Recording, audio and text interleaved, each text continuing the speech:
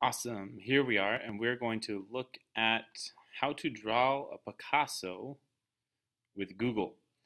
Instead of just thinking of this as like, oh, I'm not a very good artist, I can't draw freehand. That's not really a big deal because really we're going for like the Cubism style of that one of the styles of Picasso kind of looked at, and using that simple polygon interpretation of pictures to make our own drawing.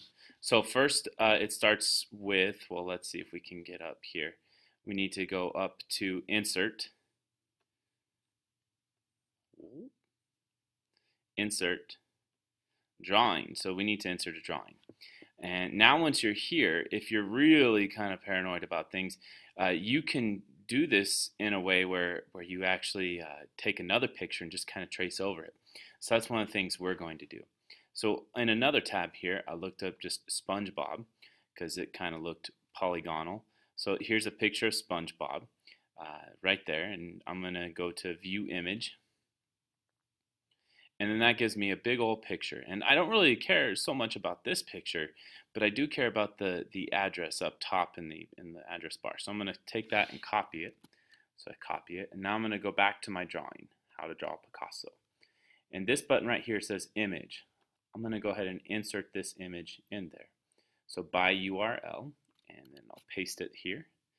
And it's going to give me a preview. It's loading, loading, loading. There it is. Hey, that's the picture I want. Then I'll click the blue button, select.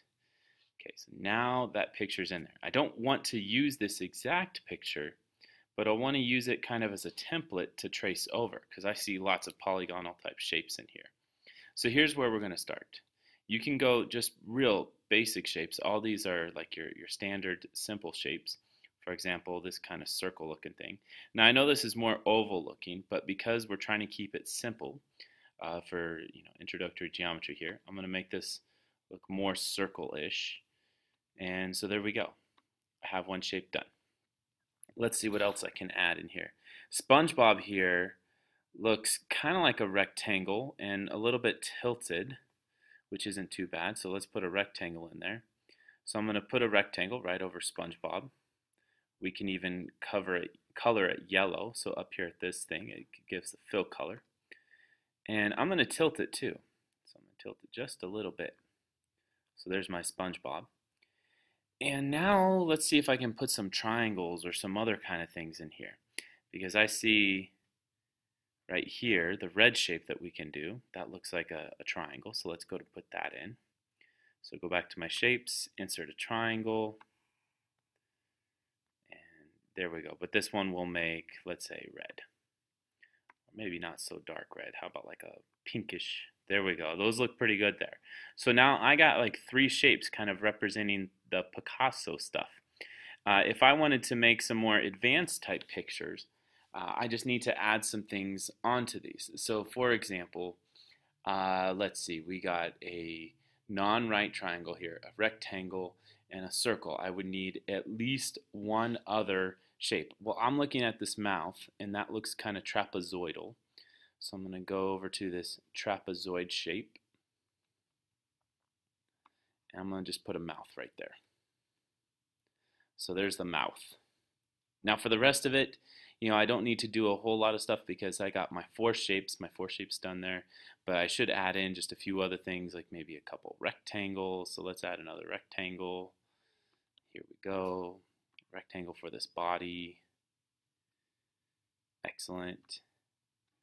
So, and again, this is polygons. It's supposed to be abstract. It's not supposed to be, like, oh, that looks exactly like it. It's supposed to look kind of like its own interpretation. Now over here for these arms, I'm actually going to do something a little bit different. I'm going to make my own kind of parallelogram. Or no, not such a parallelogram, but I'll make my own kind of triangle to fit it right around it. So to fit around that and design my own, if I click on the line button and then scroll down to polyline, this will let me create whatever shape I want, and all I have to do at the end is close it off. So I clicked 3 times. I clicked once here, then once there, and now back at the beginning. And there we go. I got a shape. I'm going to fill it again with that same color just to kind of keep that consistent. All right, so let's see what we've got. 1, 2, 3, 4, 5, 6. I still need 2 more colors. I got some kind of random shapes here in the background, but let's see if we can come up with something, on our own. I'm looking at the bottom here, and you guys can't see it as much. Let's see if we can scroll down just a little bit. There we go. Down to his legs. So I'm going to do another shape, another trapezoid, this time upside down. But see, it doesn't let me do it instinctually upside down. So I gotta flip that on my own. So I'm gonna right click. If I click right click, and then I go to rotate, I can flip things or rotate things.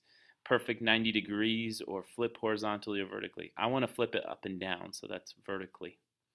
And there we go. So now I have kind of a bottom, and I can still adjust it. No big deal there. So it fits in there just right. And I'll go back and change the color. And now I have enough colors. Do I have enough shapes? 1, 2, 3, 4, 5, 6, 7. I would only need one more.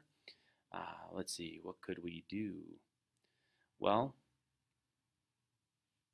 we could make like another trapezoid down there. I could do like a triangle for SpongeBob's feet. Let's do that. Let's do a couple of triangles. So I'm going to make these a little custom here with my polyline tool. I clicked here and then polyline. We'll make kind of a triangle, but it's definitely not a right triangle at all. So there's 1, and there's 2. And those are almost congruent. I could make them congruent if I really, really wanted to. All right, so there's the idea. Let's see, we got yellow for these. These are kind of black for his feet, his shoes there.